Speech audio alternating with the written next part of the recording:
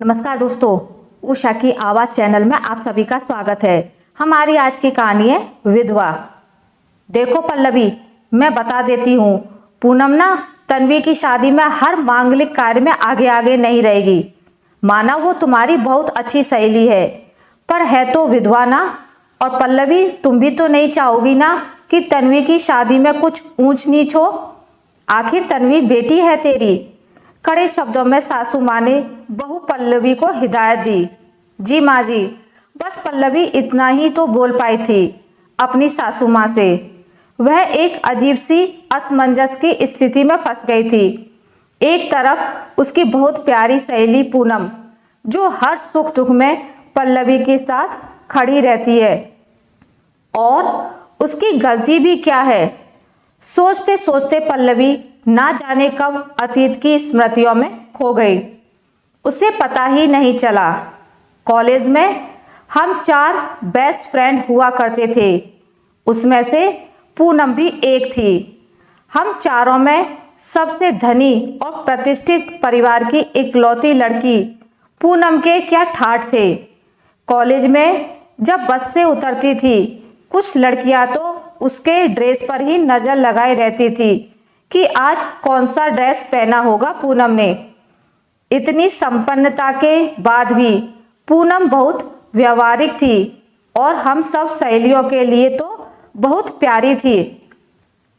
कभी कभी पूनम घर की विशेष देखरेख की वजह से ऊब जाती थी। उसे घुटन सी महसूस होती थी। हम सहेलियों के साथ मौज मस्ती करना उसका विशेष शौक था। कॉलेज समाप्त होते ही एक प्रतिष्ठित बिजनेसमैन के साथ उसकी शादी तय कर दी गई, पर पूनम को ये शादी बिल्कुल भी पसंद नहीं थी। उसने अपनी इच्छा बताने में देर कर दी।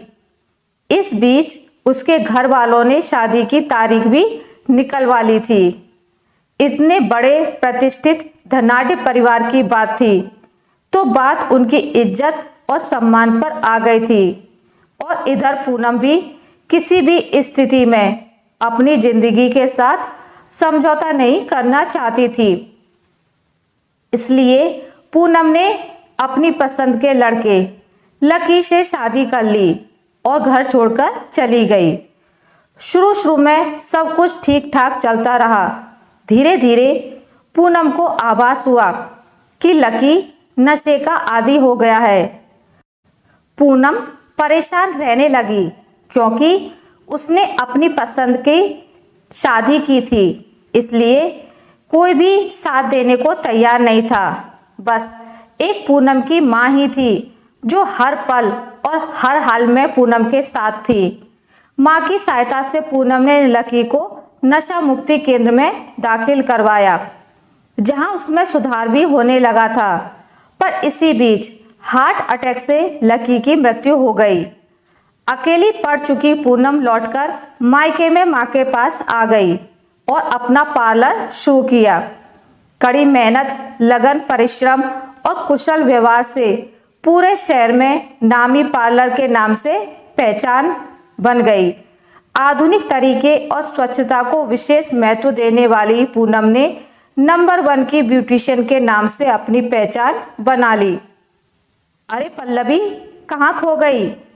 मैंने तेरी सहेली के बारे में कहा, तुझे बुरा लगा क्या? सासू माँ की आवाज ने पल्लवी की तंद्रा भंग की। देख पल्लवी, मैं जानती हूँ बेटा, मैं जो कह रही हूँ वह तुझे बुरा लगेगा, पर कुछ परंपराएं हैं, कुछ रीति रिवाज हैं, उन्हें मानना ही पड़ता है ना। और फिर मेरी पोती की शादी है, तो मैं किसी भी मामले में रिस्क नहीं ले सकती। इसलिए मैंने इस बार उसे इस मांगलिक कार्यक्रम में शामिल होने से मना किया है। आगे तेरी मर्जी। सासू माँ ने अपनी बात समझाने की भरपूर कोशिश की, पर अब पल्लवी को सासू माँ की बातें सर से ऊपर जाती हुई लग रही थी, तो उसने भी हिम्मत कर अपनी बात स्पष्ट रूप से कहने की कोशिश की। देखिए माँ जी, पूनम विधवा जरूर है, पर वो हजारों लड़कियों को दुल्हन की तरह सजाती है और कई सालों से उसके द्वारा तैयार हुई दुल्हन खूबसूरत दिखने के साथ साथ सौभाग्यवती भी है। यदि महीने भर पहले उससे अपॉइंटमेंट ना लें तो उसके पार्लर में समय और जगह भी नहीं मिलती। और माँ जी, वो तो मेरी सहेली है ना, इसलिए इतनी जल्दी में भी तन्वी को दुल्हन की तरह सजाने को तैयार हो गई। माँ जी, मैं उसको बुलाकर उस पर उपकार नहीं कर रही हूँ। वह मेरे घर आकर शादी का सबसे महत्वपूर्ण कार्य दुल्हन को सजाना करके वह हम पर उपकार कर रही है। प्लीज माँ जी। पल्लवी आगे कुछ बोलना चाहती थी, बीच में ही सासू माँ ने बात काट दी और समय की मांग और मौके की नजाकत देखते हुए बात संभालने की कोशिश करते हुए बोली, देख बेटा, पूनम को बोल देना वो ओवर मेकअप ना करे मेरी तन्वी का। हमारी तन्वी वैसे ही सुंदर है। और पल्लवी और सासू माँ दोनों हंस पड़े। वो शादी का दिन भी आ ही गया। पल्लवी ने एक अलग कमरा तन्वी को सजाने के लिए पूनम को दे दिया था। पूनम ने पूरे इत्मीनान व धैर्य से बिल्कुल पारंपरिक तरीके से तन्वी को इतनी खूबसूरती से मेकअप किया था कि लोग देखते ही रह गए थे। सासू माँ ने भी नेग में पूनम के लिए चावल और 2100 रुपये रखे थे। तन्वी का मेकअप पूरा होते ही पूनम ने एक प्यारा सा नथ गिफ्ट में तन्वी को दिया और बोली, इसे पहनना, तुम्हारे ऊपर बहुत अच्छा लगेगा तन्वी। फिर जल्दी जल्दी अपना सामान समेटने लगी और पल्लवी से बोली, पल्लवी, अब मुझे चलना होगा, मैं बाद में मिलती हूँ। क्या? कहाँ जा रही है? अब बारात आने वाली है तो इस समय तू कहाँ जा रही है? क्या तैयार होकर आएगी? पल्लवी ने ना जाने कितने सवाल एक ही सांस में पूछ डाले। अरे नहीं, वो क्या है ना, मेरा कहीं और भी अपॉइंटमेंट है, हड़बड़ाहट में पूनम ने कहा। पागल है क्या पूनम तू? आज तुझे नहीं मालूम था? तूने क्यों लिया दूसरा अपॉइंटमेंट? नाराज होते हुए पल्लवी ने शिकायत की। पूनम को चुप रहते देख पल्लवी को कुछ तो शक हुआ। उसने पूनम का हाथ पकड़ धीरे से कहा, पूनम, क्या सच में तेरा अपॉइंटमेंट है? इस बार पूनम झूठ नहीं बोल पाई। बस उसने धीरे से कहा, अब मेरा काम हो गया है पल्लवी, सारे मांगलिक कार्य तुम सब मिलकर बहुत अच्छे से करो, मैं कल मिलती हूँ। तू कहना क्या चाहती है पूनम? आगे पल्लवी और कुछ कहती, काम की व्यस्तता, मेहमानों के आने जाने की भीड़ के बीच ना जाने पूनम कब उस समारोह से गायब हो गई, पता ही नहीं चला। अगले दिन सही समय पर विदाई से पहले पूनम आ गई थी। विदाई की रस्मों में भी पीछे खड़ी थी, बस पल्लवी को समझा बुझाकर हंसाने की कोशिश कर रही थी ताकि विदाई के वक्त माहौल थोड़ा हल्का ही रहे और पल्लवी ज्यादा रोए ना। खैर, तन्वी की विदाई के बाद सारा घर खाली खाली लग रहा था।